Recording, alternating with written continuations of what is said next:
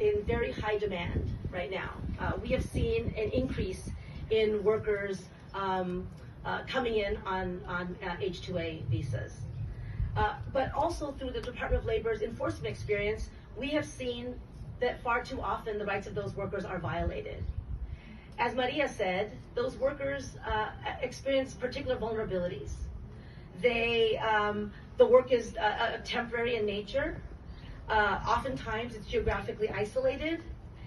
In many cases, as Maria said, they depend on their employer, not just for their income, but for for being in this country. Sometimes they fall prey to recruiters who abuse them. And we've also seen investigations in which H-2A workers are vulnerable to human trafficking. And this makes it even harder for them to speak out about abuses, about conditions, about violations, and the fear of retaliation is very real. And these workers are sometimes put in harm's way while they're on the road. So today's announcement, it's the Farm Worker Protection Rule, both strengthens existing protections and expands some protections. We are also improving the Department of Labor's ability to enforce the laws that are in place against fraud and bad actors who have violated workers' rights previously, because people should not be allowed to do that over and over and over again. So here are some examples of what is in the rule. First, workers need to be protected when they advocate for themselves. They should not be retaliated against for advocating regarding their working conditions. They cannot or should not just be fired at the employer's whim and then have protections that they should be entitled to under the law taken away from them. So the rule clarifies requirements for when employers are going to terminate a worker, that they have to be for cause and what constitutes for cause. The rule also makes clear that workers can seek assistance from organizations like legal services organizations. It makes clear that they can invite and accept guests in employer-provided housing, including from labor organizations and other advocates. We're also increasing transparency when it comes to labor recruitment so that workers better understand the nature of job employment.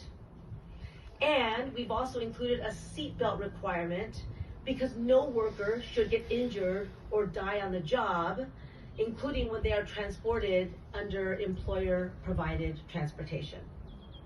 By strengthening these protections, farm workers in this country will have more of a voice on the job, and they will be safer as they do their incredibly valuable work. I'm just going to close by sharing one story of a worker who I met in 2022 when the Department of Labor inducted essential workers of the global pandemic into the Department of Labor's Hall of Honor. And Carolina came to the department to share her story. And I remember it because what she said is she's a mother of 7, so she would get up at 3 in the morning each day to make sure that her children had what they needed, to get them ready for their day. And then she left her house at 5 in the morning so she could be in the field at 6 in the morning. She described the working conditions in the field, including working in extreme heat for poverty wages. And what she said is that she doesn't have the right to get sick because she doesn't get paid sick days. But Carolina heard that a union started organizing at her field, and it empowered her to have a voice. And she now feels like she can, quote, work a little less and earn a little more. President Biden calls this breathing room. It's something that he believes in deeply, as do I, that every worker should not just have enough to get by, and that working people deserve far better. So today's rule is part of delivering on his promise, on that belief, and on that vision. I'm just very proud to be here with all of you today to share that with you. So thank you very much.